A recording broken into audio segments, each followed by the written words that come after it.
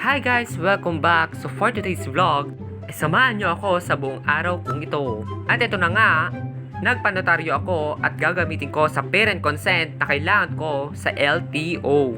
At ang office nga pala ni Atty. Lolo Kisen ay matatagpuan sa right side ng Municipality of Ramon. At dahil tinanghali ako, hindi na nga ako tumuloy sa LTO at baka 8-8 lang ako. 8-8 means baka hindi na ako umabot sa oras nila.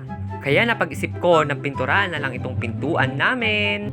As you can see guys, ay napakarami na nga nitong dugyot-dugyot, sulat-sulat, nakagagawa ng aking mga pamangkin. So samahan niyo ako guys, let's go! Kitang-kita nga sa aking pagmumuka na sobrang focus ko sa pagpipintura guys. At nag-slide pa nga ang aking phone. Kaya nilagyan ko ng tsinelas upang hindi na madulas. Baka may magtanong, opo, nag-absent po ako. Kasi akala ko makakapunta akong LTO. Pero syempre, bukas na lang ulit mag-absent ako. Hey! Pero guys, kasi kailangan ko ang lisensya guys. Kasi kinakailangan ko kapag nagmumotor ako.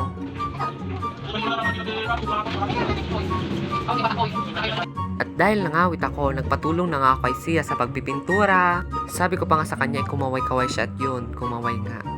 Dahil doon, bumili ako ng Coke sa kantina na medyo malayo pa sa aming bahay. Pero syempre, tiis-tiis tayo kung gusto natin magmerienda. Pagdating ko nga, ito ang nangyari guys. Tao po! Tao po!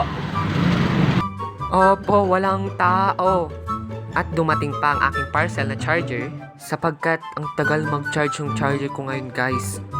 At ito na nga, na first coat ko na ang pintuan at nagpahinga pa ako.